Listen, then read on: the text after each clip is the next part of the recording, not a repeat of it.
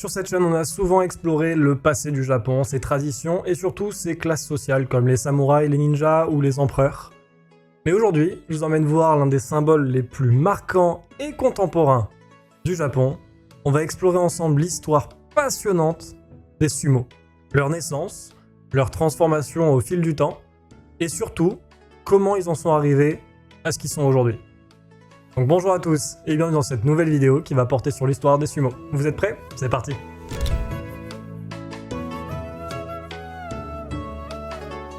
Le sumo comme on le connaît aujourd'hui ne doit rien au hasard, c'est vraiment une évolution longue des racines spirituelles de ce sport, qui n'en était même pas un au début d'ailleurs, c'était vraiment juste un rituel.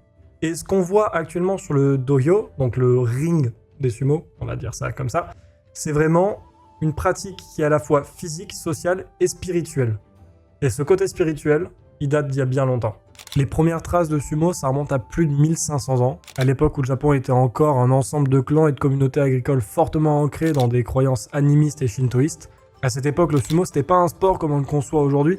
Non, c'était vraiment un rituel sacré destiné à apaiser les kami, à garantir la fertilité des terres et la prospérité des récoltes. On raconte que ces combats rituels faisaient partie intégrante des festivals Shinto, surtout pendant les cérémonies d'Ise-Jingu, le sanctuaire dédié à la déesse Amaterasu, la divinité solaire qui, selon la mythologie japonaise, est l'ancêtre des empereurs. Et pendant ces événements, les lutteurs qui étaient seulement vêtus de mawashi, les ceintures traditionnelles, s'affrontaient dans des danses sacrées. Chaque mouvement, chaque poussée, chaque chute étaient des offrandes symboliques adressées aux esprits invisibles. Le dohyo, c'était pas seulement une arène, mais un autel, un espace sacré. Et au-delà de cette dimension spirituelle, le sumo avait aussi un rôle social et politique. Dans une société où la force physique était un gage de pouvoir et de respect, ces combattants permettaient d'affirmer son rang, son honneur et sa valeur. Le sumotori, c'était pas qu'un simple athlète, c'était aussi un guerrier et un représentant de sa communauté. Et d'ailleurs, on reconnaît cette complexité avec les règles, ou plutôt l'absence de règles strictes qu'il y avait à l'époque, parce que vraiment ils se livraient des combats des plus longs et brutaux possibles. Chaque affrontement était unique, parfois accompagné de chants, de gestes de purification ou de prières silencieuses. Mais c'est pas un spectacle pour le plaisir des spectateurs à ce moment-là, non, c'est vraiment une cérémonie sacrée où la victoire symbolisait le triomphe des forces bienveillantes. Pendant cette période, les combats de sumo, c'était pas du tout qu'un simple combat entre deux hommes. Non, là, le dohyo, c'était vraiment un sanctuaire qui était sanctifié par des prières et des offrandes. Donc autrement dit, chaque combat, c'était vraiment un rituel sacré où chaque poussée était là pour faire croître la terre, chaque chute était un sacrifice pour la paix, et ce combat était une forme en quelque sorte de méditation active et de ressourcement avec les dieux. Et le truc le plus intéressant, c'est qu'à cette époque-là, il n'y avait pas d'écriture formelle à proprement parler, donc le savoir du sumo, il se transmettait à l'oral. Tous les maîtres Shinto et tous les maîtres sumo transmettaient aux générations d'après, tout par l'oral, ce qui a fait des évolutions au fil du temps, parce que certains vont rajouter quelque chose, d'autres vont en enlever. Et donc en fait, le sumo s'est transformé petit à petit, se mêlant un peu aux légendes shintoïstes, en plus de l'activité physique qu'elle était. Et c'est aussi important de noter que le sumo participait à renforcer la cohésion sociale. Dans une société tribale souvent fragmentée, ces combats permettaient aux membres de différentes communautés de se rassembler et de partager un moment commun et de réaffirmer ensemble leur lien avec les forces supérieures de la nature. Le sumo, dans cette optique-là, c'était pas une compétition entre individus, mais un acte collectif, presque un rituel fédérateur en quelque sorte. Donc en résumé, le sumo, c'est vraiment un mélange subtil entre sacré et profane et entre lutte physique et cérémonie spirituelle. Donc concrètement, c'est quelque chose qui va laisser des traces dans la société japonaise, même encore aujourd'hui. Parce que le sumo a eu beau s'être transformé, sa base reste la même. Et on le voit d'ailleurs dans les compétitions, il y a toujours un grand respect et surtout beaucoup de choses qui sont cérémoniales. Mais bien sûr, il y a eu des périodes qui ont beaucoup plus transformé et marqué le sport qu'est aujourd'hui le sumo que d'autres. Entre 794 et 1185, le Japon rentre dans l'ère Heian. Le pays connaît une profonde transformation culturelle et politique. La cour impériale installée à Kyoto devient un centre artistique et spirituel majeur. Et ça façonne l'identité japonaise pendant des siècles. Et c'est surtout dans ce contexte-là que le sumo, qui est autrefois un rituel sacré, allait peu à peu évoluer vers une forme plus organisée, plus codifiée, tout en conservant son lien avec la tradition shintoïste. À la cour impériale, le sumo s'imposait désormais non seulement comme un rituel religieux, mais aussi comme un divertissement pour l'élite. Les empereurs et les nobles assistaient à des combats qui mêlaient habilement force brute et élégance, soulignant la beauté et de la puissance de ce sport ancestral. Mais ces compétitions, elles servaient aussi à resserrer les liens entre les clans et à démontrer la suprématie de certains guerriers. Elles étaient un spectacle soigneusement orchestré avec des rituels précis et une mise en scène symbolique. Le sumo devenait une sorte de théâtre vivant. Chaque combat, c'était une narration de mouvements, mêlant aspects guerriers, religieux et artistiques. C'est à cette époque d'ailleurs que certaines traditions apparaissent. Par exemple, le lancer de sel pour purifier le doyo, parce qu'en fait c'est un acte de purification shinto destiné à chasser les mauvaises influences et à protéger le sanctuaire improvisé qu'est le ring. Ce geste sacré, toujours observé d'ailleurs dans les tournois modernes, c'est un héritage direct de ces temps anciens. Et d'ailleurs, les lutteurs de l'époque Heian portaient des costumes particuliers et leurs déplacements sur le ring étaient minutieusement chorégraphiés. Ça mêlait de la danse et du combat. Les sumos, c'était plus qu'une simple épreuve physique, mais une forme d'art où la grâce et le respect étaient tout aussi importants que la violence et la victoire. Le sumo, c'était aussi un lieu pour rencontrer différentes classes sociales. Si les lutteurs venaient souvent des classes supérieures ou des familles guerrières, les spectateurs, eux, étaient issus de tout horizon. Nobles, prêtres, mais aussi des artisans et des paysans invités à certains événements publics. Cette mixité sociale renforce vraiment l'importance culturelle du sumo, qui devient un élément fédérateur dans un Japon en pleine transformation. Et à cette époque, l'empereur Hichijo organisait régulièrement des tournois dans son palais. Ces compétitions étaient si populaires qu'elles attiraient non seulement la cour impériale, mais aussi des visiteurs venus de loin, voire de très loin. On raconte même que pendant les tournois, les combats pouvaient durer des heures, entrecoupés de pauses rituelles. Les lutteurs réalisaient des gestes symboliques, invoquant la protection des kami pour le reste de la journée et surtout le reste du combat. Donc la période Heian a beaucoup transformé le sumo. C'est passé d'un simple rituel shinto à un spectacle pour les élites, pour la cour, pour les nobles. Mais par contre, on est encore très loin du sport professionnel qu'on va avoir aujourd'hui. Ça a pris encore quelques siècles, mais dans ces quelques siècles, le sumo est devenu littéralement un sport national. L'ère Edo, qui démarre en 1603, c'est une période vraiment charnière pour le Japon, et surtout pour le sumo. Parce que le pays s'enferme dans une paix relative sous le shogunat Tokugawa, une nouvelle organisation sociale, politique et culturelle voit le jour. Les sumos, jusque-là un mélange complexe de rituels et divertissements aristocratiques, s'adaptent et se transforment profondément pour devenir un sport professionnel à part entière, structuré et populaire. Et c'est d'ailleurs pendant cette période que les écoles de sumo, appelées les Heiya, sont fondées pour former et encadrer les lutteurs. La professionnalisation, ça passe aussi par un ensemble de règles et de techniques mises en place. Pendant l'ère Edo, le sumo commence de plus en plus à ressembler au sport qu'on a aujourd'hui.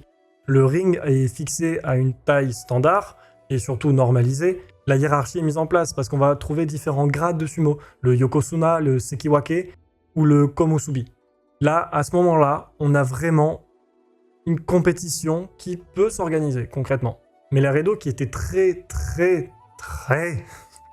verrouillée socialement, voit avec le sumo quelque chose d'unique se créer, en tout cas à cette période-là, la possibilité d'ascension sociale. Parce qu'en fait, tout le monde pouvait devenir lutteur sumo. Il n'y avait pas de problème de classe. Juste pour ce sport-là, il n'y en avait pas.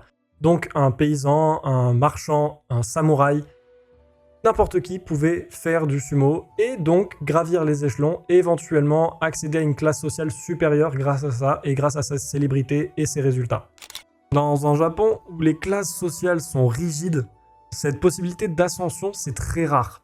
Et le sumo, il joue un rôle vraiment important. Le shogunat Tokugawa, conscient du pouvoir d'unification du sumo, le soutient vraiment activement, le considère comme un divertissement qui renforce la stabilité sociale et les valeurs morales.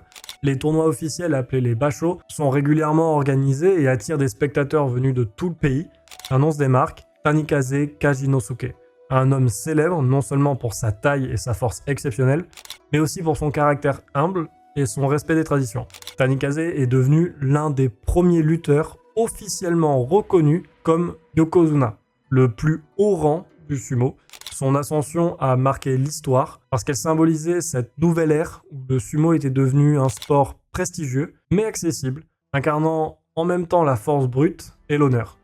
Donc l'ère Edo a vraiment codifié le sumo, a vraiment mis un cadre sportif dessus, mais le truc c'est que plus un sport est populaire, plus il y a de participants. Plus il y a de participants, plus il y a de spectateurs.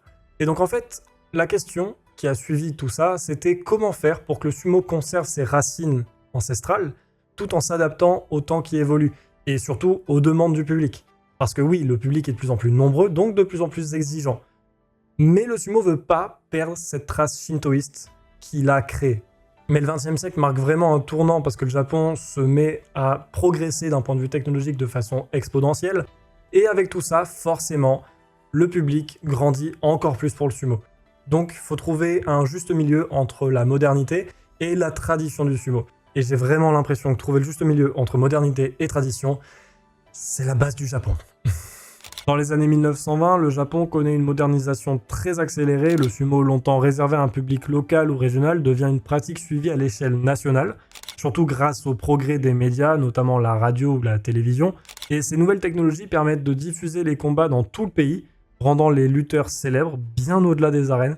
C'est aussi à cette période que les centres d'entraînement des sumo, les fameux Heya, se structurent davantage. Ils deviennent des communautés fermées, où les lutteurs vivent, mangent, dorment et s'entraînent ensemble, sous la supervision d'un Oyakata, un maître respecté, qui transmet les règles, les techniques et les valeurs du sumo. La rigueur dans l'entraînement est intense, les lutteurs suivent un régime alimentaire strict, avec des repas caloriques comme le chanko nabe, un bouillon riche en protéines, indispensable pour développer leur masse musculaire. Et le sumo du XXe siècle devient un sport plus ouvert, plus diversifié, alors qu'avant il était vraiment un sport exclusivement masculin et japonais. Le début du siècle voit arriver des lutteurs étrangers, mais aussi des femmes sumo. Et l'un des moments les plus marquants, c'est l'arrivée de Asasho Ryu dans les années 2000. Ce lutteur mongol, au style très agressif et flamboyant, bouleverse les codes traditionnels du sumo et impose son talent au plus haut niveau. Sa réussite symbolise réellement l'ouverture du sumo dans une dimension internationale, même si l'intégration s'est pas toujours faite sans tension ni résistance. Mais imaginez le choc pour les fans japonais de voir un étranger, un lutteur étranger, dominer les arènes. Et en plus, des fois, en utilisant des techniques qu'ils n'ont jamais vues, parce que c'est pas des techniques très solennelles et habituelles. Donc, ça a soulevé beaucoup de questions, et la principale étant, comment faire pour conserver le côté traditionnel du sport, tout en l'ouvrant au monde. Est-ce que le sumo doit rester un sport national ou un sport universel? Grâce aux médias, le sumo connaît une popularité sans précédent. Les tournois attirent des milliers de spectateurs dans les grandes arènes, notamment au Ryogoku Kokugikan de Tokyo, inauguré en 1985, qui devient la maison du sumo moderne. Les lutteurs, quant à eux, deviennent des figures publiques, respectées, parfois même des célébrités nationales. Le public suit leur carrière, leur victoire, leur rivalité avec passion. Le sumo s'impose, mais toujours empreint d'un profond respect des traditions et des dimensions presque sacrées qu'il rend unique dans le paysage sportif mondial. Le XXe siècle, ça a vraiment été un moment majeur de l'évolution du sumo parce qu'il a dû s'adapter à la modernité, s'adapter au monde, tout en conservant ses racines sacrées et culturelles, ce qui est quand même très fort quand on voit l'évolution drastique qu'il y a eu au cours des derniers siècles. Mais du coup, ça a soulevé quand même beaucoup de questions cette période. Comment conserver justement ces racines avec un monde qui est en perpétuel changement? On ne sait même pas comment il sera dans 10 ans. Donc comment faire pour conserver tout ça, conserver toutes ces traditions, mais aussi comment gérer la pression médiatique et les exigences des fans, et même la santé et la sécurité des lutteurs. Ce qui est sûr, c'est que actuellement, aujourd'hui, le sumo a réussi pour le moment à conserver ses racines ancestrales, conserver ses rituels et conserver sa tradition.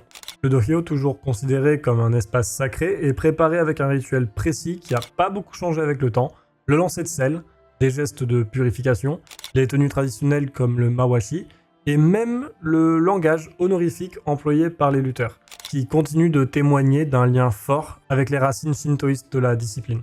Le sumo contemporain fait face à plusieurs défis majeurs par contre. Tout d'abord, la question de santé des lutteurs, parce que leur physique est certes imposant, parce que c'est un peu la clé de leur performance, mais il peut aussi entraîner des graves risques de santé, des problèmes cardiaques, articulaires et autres maladies liées au poids élevé et au régime alimentaire spécifique qui suivent. Et aujourd'hui, le sumo est profondément international. C'est surtout ça qui est impressionnant. La présence de lutteurs étrangers est devenue la norme. Ces athlètes apportent vraiment une nouvelle façon de voir le sport, de nouvelles techniques, une nouvelle compétition renforcée et une visibilité mondiale accrue. Mais par contre, le sumo reste un sport profondément japonais avec des règles, des langages et des coutumes japonaises. L'intégration des lutteurs étrangers nécessite souvent une adaptation de leur part, notamment en ce qui concerne la discipline, la vie en Heya et le respect des rituels. Il y a un fait marquant récent, c'est la carrière de Hakuo, un lutteur mongol devenu le plus grand yokozuna de l'histoire. Sa domination a marqué les esprits, mais aussi provoqué des débats passionnés sur la place des étrangers dans ce sport vraiment japonais. Hakuho a su allier respect des traditions et excellence sportive, devenant un modèle, mais aussi un symbole des défis actuels du sumo, identité, ouverture et modernité. Donc est-ce que le sumo a un avenir glorieux devant lui encore? Est-ce qu'il va réussir à conserver ses racines ancestrales dans un monde qui évolue constamment? Ça, seul l'avenir nous le dira, mais en tout cas, j'espère que cette vidéo sur le passé du sumo vous aura plu. Si c'est le cas, je vous invite à vous abonner, activer la cloche, mettre un like et un commentaire. Et je vous dis à plus dans la prochaine vidéo. Ciao tout le monde.